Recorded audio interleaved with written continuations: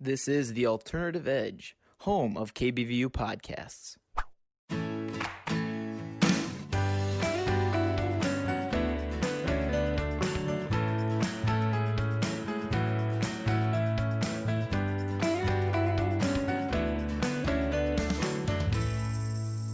How's it going, everyone? I'm Joshua Tigas, and thank you for listening to The Positive Point, a podcast where I try to shed some light into your world.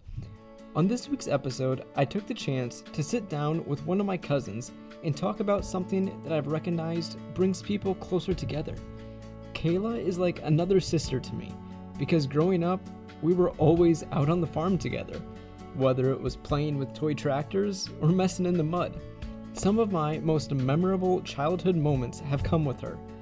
Now that we're getting older, we're each pursuing our dreams, but I've recognized that sometimes the distance between people is what brings them together. But most importantly, it's what brings families together.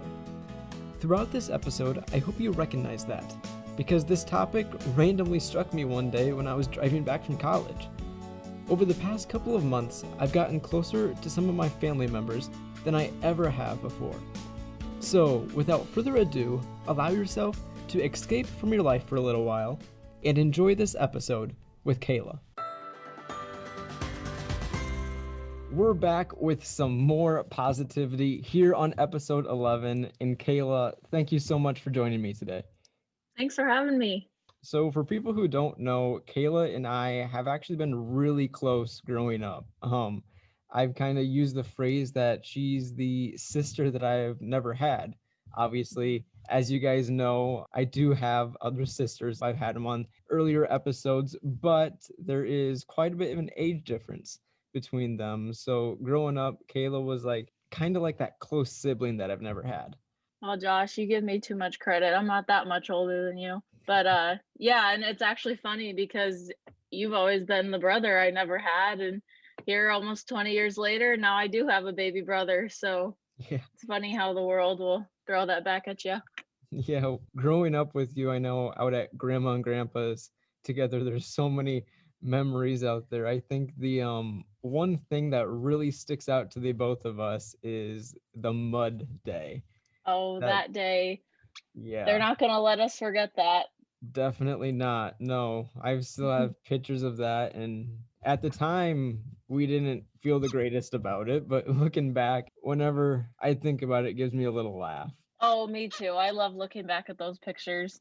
We were so innocent and we just had so much fun. Yeah, covered in mud from head to toe, but yeah, just out on the farm. That's really what we did when we were growing up, out at grandma and grandpa's, messing around their yard, out in the tractors, out in the fields and stuff. Yes, countless days playing outside and coming up with fun little games. I'm sure it wasn't always fun and games for grandma and grandpa because they had to chase after us Yeah, for when sure. we weren't always the best behaved either. At least I wasn't. Yeah. But now here we are. We're both off at college chasing our own dreams and whatnot. You're Yes, we in are. your second year and stuff and getting everything lined up. I know you talked to me, I think starting next semester, you're gonna really start getting into more of the like medical field hands-on stuff. Is that right? Yes, yes. I'm taking a class that has a lab where we start learning our skills and, really getting into patient interaction. And that's just really exciting for me. I've been very passionate about getting into nursing and getting out of the classroom aspect and more into the real atmosphere.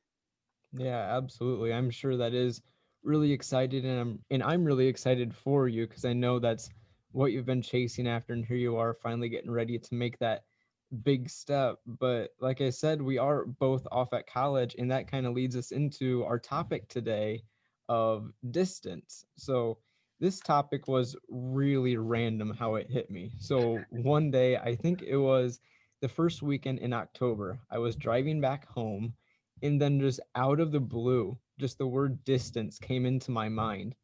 And I got thinking on it a little bit, and I thought this would be an excellent topic for an episode because I've realized over these past couple of months how the distance between my loved ones, like especially my parents, have really brought us together. Yeah, it's a very different. aspect of our lives. You know, we grow up, and especially with our family, everybody's so close and near home, and we just really were never exposed to that aspect of distance. I think the first time I actually went away from home for a long period of time is when we went to Honduras. And even then I had you and Uncle Wayne along, so I brought some of home with me down there. And yeah, being at college, it's very different. Even like you don't go very far away. BV's what, an hour from home, Yep. and I'm in Omaha, and that's about an hour and 40 hour and 30 minutes, the lead foot. And just that physical distance, it's such a new aspect in our lives. And I think sometimes it's hard to work around that with all the new stress that's in our college lives, especially that first year at school.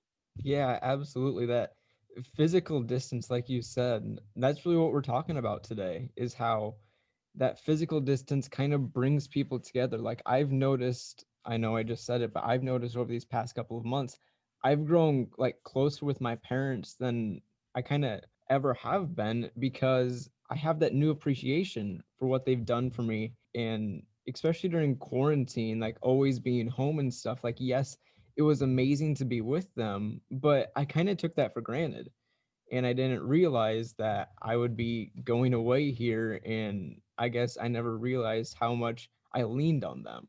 Oh, absolutely.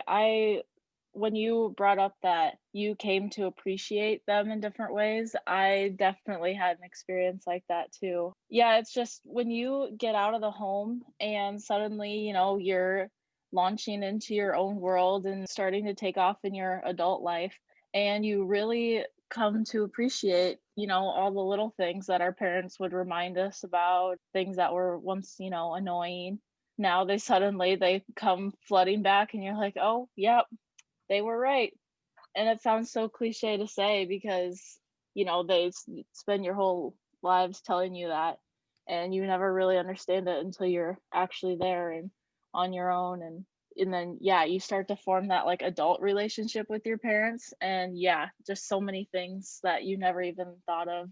Yeah, I love that you said that adult relationship. I've never really thought of it in that way, but since you said that, it's really what it is. What I'm developing with my parents now is that adult relationship.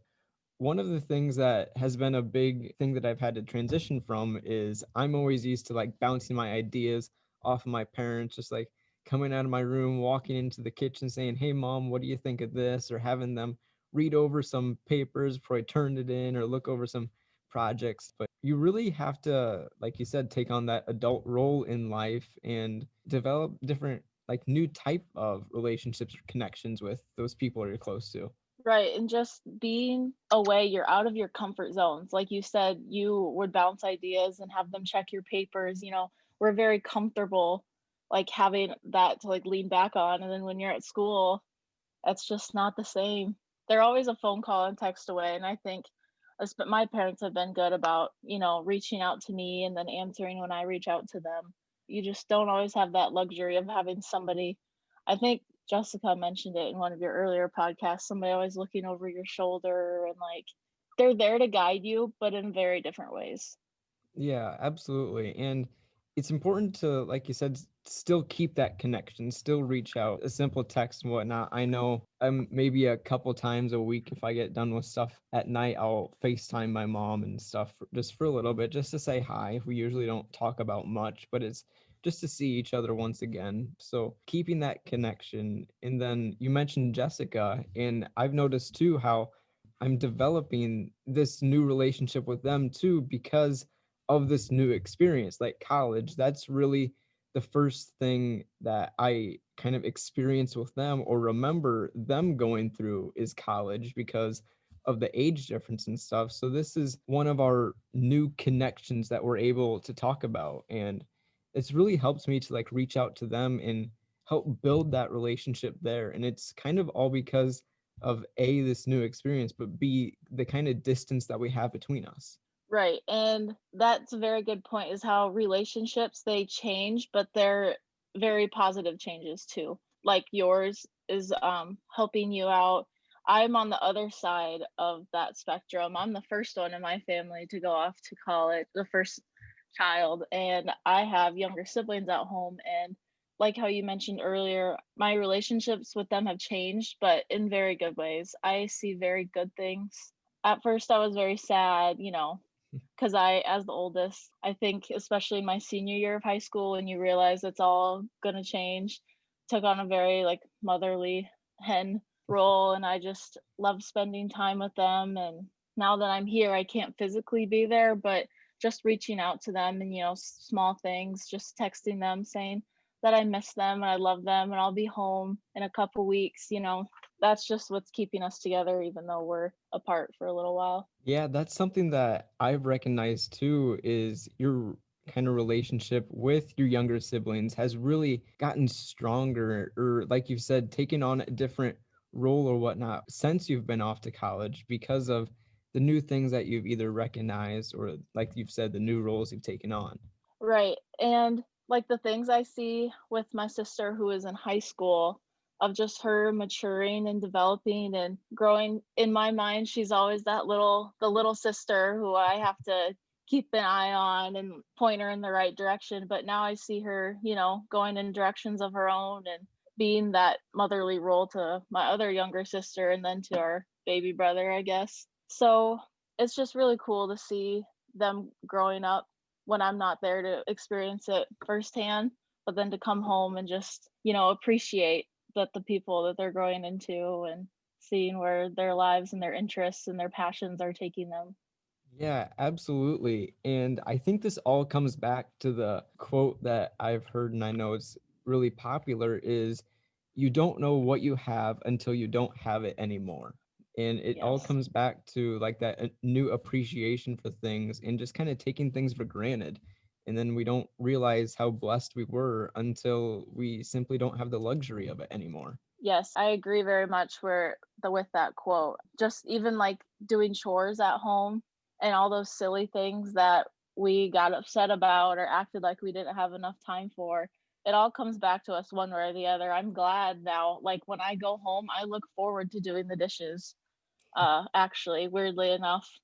And if my mom listens to this, she'll probably not believe it, but it's true. Just those little things, helping out at home, folding the laundry, just spending those extra 5 minutes in the living room while they watch a very ridiculous show or something on TV.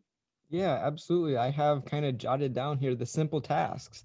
Like you said, chores, just helping out, spending that extra time with them. I know one thing that this summer I really took for granted, but now I really cherish and am looking forward to in this upcoming break is at night sitting on the couch with my mom, flipping on a Netflix show that we enjoyed together and kind of going through the show together and whatnot. It's really the simple things. Like you said, spending that extra time with someone or even hugging them for that extra second. Yes, yes. I love that you said that. I love giving hugs and just the smiling at people, just the very simple things that can have like a huge effect on somebody in their day and just their attitude. And that's part of like when you're gone, making that effort to reach out to somebody and, tell them you miss them or tell them you miss their smile or their laugh or you can't wait to give them a hug again. It's making the effort and showing the love. That's what will keep you connected.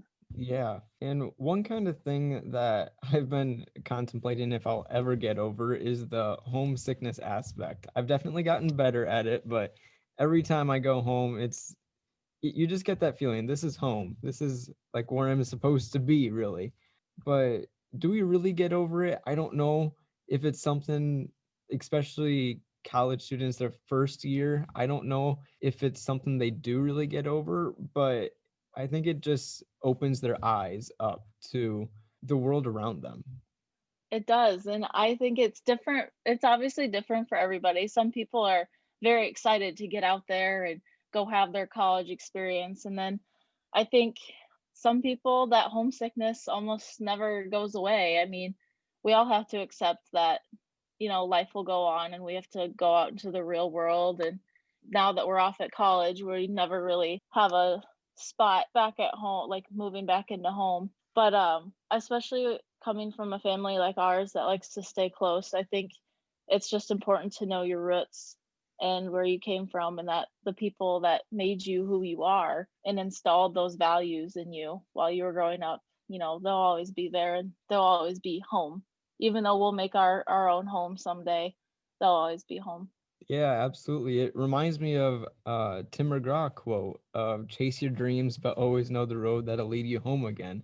I know that is a Amen. very famous quote, and it should be because it has so much truth behind it, and kind of living it out now does give you that new perspective. Oh, it really does. Yeah. Yeah, but I think that homesickness aspect, like I said before, kind of it just reminds us of what truly matters. Like the one thing in our life is family, and they'll always Hmm. be there for you to lean back on no matter what type of relationships you have with your family. They're always going to be there. And they're there to give you that little extra motivation and that push and stuff. Because I know some family members have reached out to me up here at college, and it has given me that extra push to keep going and get through things.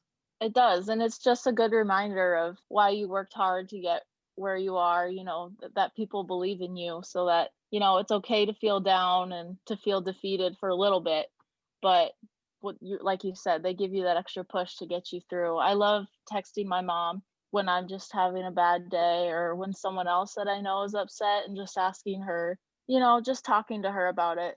And it just kind of uplifts me and helps me get through my day with my head a little higher than it was. And I always get random texts from like our aunts and some cousins and grandma and grandpa. And just when they let me know that they just think of me randomly, I think that just gives me a little extra spark. I can do this. Other people believe in me. If I can't do it for myself, I can do it for everybody who believes in me. Yep, absolutely. That's the same thing I've felt here is using that family as motivation because times do get tough and college does definitely get you down at times, but there's always people there that believe in you. So use them as your little extra push to achieve what you set out to do, really. Hmm. So to kind of wrap this into the present person, I think, like you just said, reach out to those who like live far away and stuff to give them that little extra motivation and also stay in contact with them because sometimes our strongest connections are with those who live the farthest away. Right. Distance is something that you can't run from. It's a natural part of life. Moving out of the house, your friends, they all go to different schools. It's inevitable. So, really being able to adapt to that, I think is huge. Just staying communicating, staying in touch. And, like relationships change. You can always be, like best friends at heart, but it's different when we don't wake up and go to school and go to the same classes all day, every day. So, like with those high school friends and people from home, it's just they really know that you care when you reach out to them, like those one or couple of times, because everybody's still busy. But just those few times, reaching out, that just makes the world of a difference. Yeah, absolutely. So that's what I kind of challenge people to do today is to reach out to someone. But with you, Kayla, like with all my guests, I got to ask you, what is your favorite quote? Well, Josh, I really thought hard about this. I said I could either Google a really cheesy one, but that's not very authentic. So I actually thought of one that popped into my head last week when I was having kind of a rough couple of days. And for some reason, it just popped in my head. And I think it's when I was thinking about coming home. When I do dishes on our sink, there's a window and we have a little frame and it has the serenity prayer. God grant me the serenity to accept the things I cannot change, courage to change the things I can, and the wisdom to know the difference. And when that just popped in my head, my whole attitude just shifted. And from there on out, I've been having good days and just telling myself, like, all these things in the world that I can't control. And that's okay. Just got to control what I can. And if that's my attitude and my outlook, then I'm going to do that and get one step better every day. Yeah, that is beautiful. I actually haven't said that prayer in a while, so thank you for reminding me. Of course. But yeah, that is a very powerful prayer. And like you said, it kind of gave you just that simple little perspective you needed for that day and kind of that little boost to have that optimistic outlook. Yeah. And it was just very simple and it just gave me what I needed in that moment. So I hang on to that. Yeah, absolutely. Well, I'm looking forward to seeing you over break, hopefully. if you were back around home and stuff and catching up. It was really nice to catch up with you again and talk about how physical distance is sometimes the greatest thing that can bring people together because it makes you recognize and have these new appreciations for the people in your lives. It is. And thank you so much for asking me to be on here. It was great to hear your voice again. And I can't wait to see you over break. I know distance may seem like a vague or broad topic, but I hope you're able to recognize the deeper meaning that I was getting at. Sometimes a little space is all we need to bring us together. So that has to be the positive point of the podcast for this episode. Distance. When we spend every waking minute with someone, we take their presence for granted, and it isn't until we don't have that companionship anymore that we recognize the impact they have had on our lives. Sometimes the greatest blessings in our lives are right in front of our faces every day, but we don't think about them as blessings because they've always been there, and we think they're always going to be there. The distance between you and a loved one is what allows you to recognize the importance they play in your life, the love they give you, the support offered through tough times, and the hugs when you need them the most. As people move on with their lives, physical distance between you and them is going to grow, but that doesn't mean they're going to leave your life. With this world that we live in, it's easier than ever to stay in contact with those who matter to you the most. A FaceTime call or Snapchat allows you to see them and feel that close connection once again. As we begin to explore new roads and find the path that we want to pursue, there's always one thing that's going to remain true: the support system behind you. No matter how far you travel, what road you take, or what road you don't take, your family and loved ones are always going to be right by your side. The physical distance may be large, but that doesn't mean the social one has to be. Sometimes we don't recognize what we have until we don't have it anymore. As you begin your next journey, whatever that might be, take an extra second to hug your parents or child for that one extra moment and give them a good squeeze. We never know when that squeeze is going to be the last one and when the distance is going to grow to greater lengths. So embrace the moments that come with your family. As time goes on, your path is only going to draw you farther away. So it's up to you to fight to keep that connection. As your distance does grow, take that chance to recognize what those people in your life mean to you. Like what Tim McGraw has said, chase your dreams, but always know the road that'll lead you home again.